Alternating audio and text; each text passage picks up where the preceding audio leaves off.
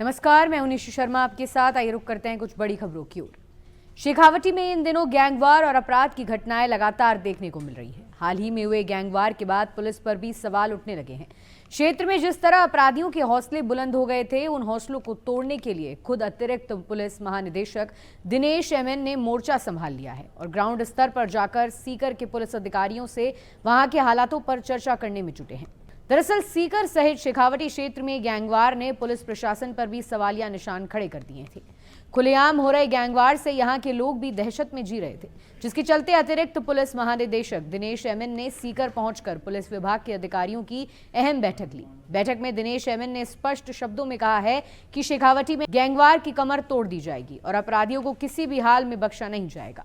यहां हुई बैठक में दिनेश एमएन ने बढ़ते अपराधों पर अंकुश लगाने के लिए पुलिस अधिकारियों से चर्चा कर तमाम जरूरी दिशा निर्देश दिए। अभी मैंने नया ज्वाइन किया है। एडीजी, एटीएस, एजीटीएफ, एटीएफ तीनों का चार्ज मेरे पास है।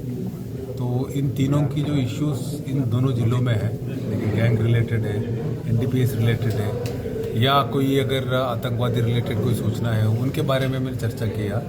और शेखावटी में पहले से भी गैंगवार वगैरह रहा हुआ है और अभी रिसेंटली एक वारदात भी हुई थी जिसमें 2 लोगों की डेथ हुई, उसके बारे में भी चर्चा हुई है। और इसके अलावा कुछ थ्रेट कॉल्स आ रहे हैं और जो नए गैंग्स पनप रहे हैं, लोकल गैंग्स है, जो बाहर गैंग्स है, विदेश में बैठ के ऑपरेट कर रहे हैं, उनके खिलाफ क्या एक्शन ले रहे हैं और क्या रणनीति अपनानी है, उन सब के ऊपर चर्चा की है। और प्लस एनडीपीएस में भी जैसे सीकर, झुंझुनू, यहाँ भी कहीं सुनने में आता है कि अभी एमडी का फैक्ट्री भी पकड़ी गई थी, इसके बारे में चर्चा की है हम लोगों ने। और इस तरह के वारदातों को कैसे रोकना है और इसके बारे में चर्चा करने के लिए आए थे। सर, सभी थानाध्यक्षों से आपने 1-to-1 बातचीत की है, इसके अलावा दोनों काफ़ी अच्छे सुझाव आए हैं कि सबसे पहले तो जो लोग अंदर बैठ के, जैसे यहाँ बैठ के जो किसी को धमकी देने के लिए नाम देते हैं या जब भी कोई वारदात करना है उनकी थैली उठाते हैं या हथियार उठाते हैं, रेकी करते हैं,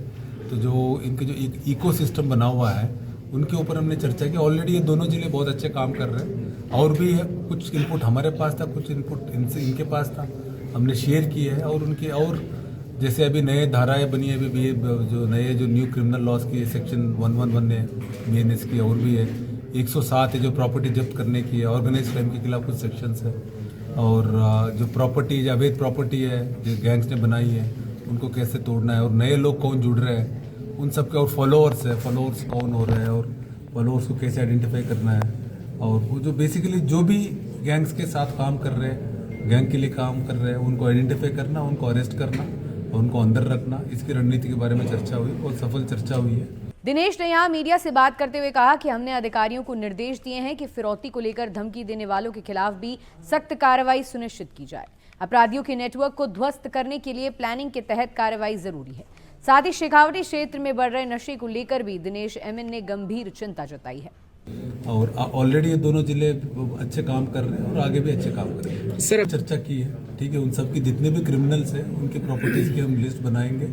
सिर्फ डेमोलिश ही नहीं है, उनको 107 एक धारा है उसमें भी कर सकते हैं, अगर बेनामी ट्रांजैक्शन एक्ट में हो सकता है, उन सब के ऊपर चर्चा की है। वो पूरा प्लस इनके केसों की फॉलो करना, जो क्रिमिनल गैंग्स है दोनों डिस्ट्रिक्ट्स में, जो इम्पोर्टेंट गैंग्स है, ठीक है, उनकी हमने लिस्ट बनाई है। उनके केसों को लेके उनको फॉलो करके उनको सजा कराना, और जो अंदर है उनको अंदर ही रखना, और कोई फरार है उनको पकड़ के अंदर भेजना, इसके बारे में चर्चा हुई है। और सब एसपीस और एसएचओस, डीवाईएसपीस, वो अपने उन्होंने उनकी प्लानिंग भी है और उसमें आगे इसी बारे में काम करेंगे। सर, इसको सब पता है और ये नई पनप रही है, पहले से रही है यहाँ, ऐसे नहीं कि थोड़ा आज काफी पहले से ही है। मुझे लगता है पहले के कंपैरिजन में कम है अभी तो, पहले तो और भी ज्यादा होते थे। बड़े आजकल एक ट्रेंड चला सर, धमकी में हो रहे, उसमें पता है हमें, कुछ केसों में हमें पता किया है कि जिसने धमकी, जिसने नाम दिया है, जिसने कुछ लोग आइडेंटिफाई करके धमकी देने के टारगेट दे रहे हैं, उनको पकड़ा है, उनके खिलाफ एक्शन ले रहे हैं हम लोग। ये बड़ी चैलेंज है,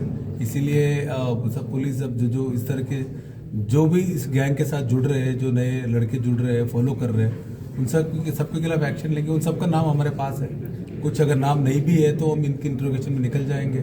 इस तरह के जो भी इवन इन क्रिमिनल से बात भी करते हैं ना, उनके खिलाफ हम एक्शन लेंगे। दिनेश एमएन ने शेखावटी को वीरों की धरती बताते हुए कहा कि यहाँ के युवाओं को गलत रास्ते पर जाने से बचाना हम सभी की जिम्मेदारी है।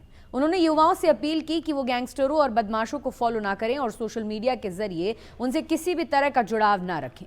विदेश में बैठे गैंगस्टर द्वारा धमकी देने के सवाल पर उन्होंने कहा कि ऐसे बदमाशों के खिलाफ भी पुलिस लगातार कार्रवाई कर रही है और आगे भी करती रहेगी। तो सबसे पहले जो लोग जो भी तस्करी कर रहे हैं, जो बाहर से ला रहे हैं, उनको आइडेंटिफाई कर रहे हैं हम लोग। प्लस इसके अलावा जो युवा है उनको कोशिश करेंगे, उनको मोटिवेट करने की, उनको घर वालों को साथ लेने की। प्लस जिला एसपीज के भी अपने अपने प्लान्स है। प्लस इसके लिए समाज भी सामने आना चाहिए। अभी आप देखिए हिमाचल में एक पेपर में आया था कि किसी गाँव के कुछ माताएँ बाहर आ गए, जो बाहर से आ रहा है उनको रोकने के लिए। तो इसमें पुलिस भी हम लोग भी करेंगे, जो बेच रहे हैं उनको पकड़ेंगे, और दूसरा जो वहाँ के गांव वाले उनको भी कोशिश करेंगे मोटिवेट करना। और शेखावटी पूरी देश को आप देखो, जो कारगिल युद्ध हुआ था, सबसे हाईएस्ट मार्टर्स हमारे शेखावटी से गए थे। शेखावटी की पहचान है ना, ये नहीं है। तो इसीलिए मुझे लगता है कि समाज को भी सामने आना चाहिए। हर गाँव में इतने पढ़े लिखे हैं, डॉक्टर्स है, इंजीनियर्स है, फौज में लोग हैं, ये सब सामने आए गांव में, उसकी सूचना भी दें और अपनी तरफ से भी कोशिश करें और हमें भी सूचना दें और इसको जन जागृति अभियान चला के इसको खत्म करना है। उन्होंने गैंगस्टर आनंद पाल और राजू ठेठ का उदाहरण देते हुए कहा कि अपराध का रास्ता शुरू में भले ही आसान और आकर्षक लगे, लेकिन इसकी मंजिल केवल जेल की सलाखें या गोली होती है।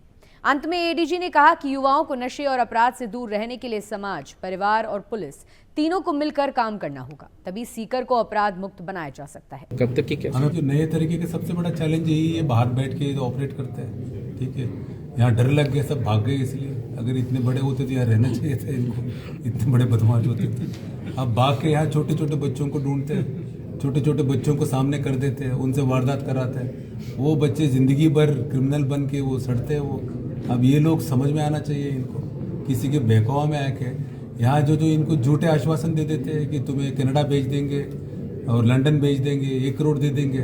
आप देखो जितने पकड़े गए हैं उनको किसी को कनाडा भेजा है क्या? उनको तो जेल ही भेजा है, उनको एक पैसा भी नहीं दिया है। वो पैसे के लिए, खाने के लिए पैसा नहीं मिलता, उनको लाले पड़े रहते। इस बहकावा में नहीं आना चाहिए लोगों को, है ना। ये जो नए युवक है, नए लड़के हैं, इन क्रिमिनल्स को हीरो मानेंगे तो क्या होगा? इनको तो कोई आगे फायदा भी नहीं होगा। सर इनकी जो परेड राजस्थान में थे, इनका क्या असर हुआ? आनंद पाल हो या राजू ठेठ हो, तो क्राइम की रास्ता में तो यही होगा अल्टीमेटली। तो गोली से सर जो विदेश में जो हमारा पूरा चल रहा है, जो उम्मीद है जल्दी लेके आ जाएंगे उनको। अभी आप देखो पिछले 1 साल में राजस्थान पुलिस ने हम लोगों ने 5 लोगों को बाहर अरेस्ट करवाया है।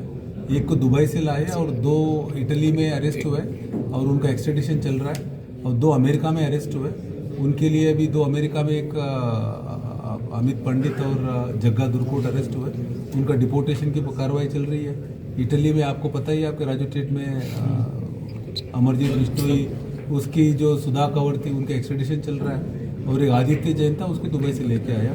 दूसरे जो बड़े बड़े हैं उनके लिए भी हमारे एफर्ट्स चल रहे हैं, सारे एजेंसीज भी काम कर रहे हैं। वो सिर्फ हमारे नहीं, वो हरियाणा में भी वांटेड है, पंजाब भी वांटेड है, दिल्ली सब जगह वांटेड है। एनआईए भी पीछा कर रही है, तो जल्दी मुझे लगता है सफलता मिलेगी। फिलहाल के लिए इतना ही। ऐसी तमाम ताज़ा खबरों के लिए आप देखते रहिए हमें।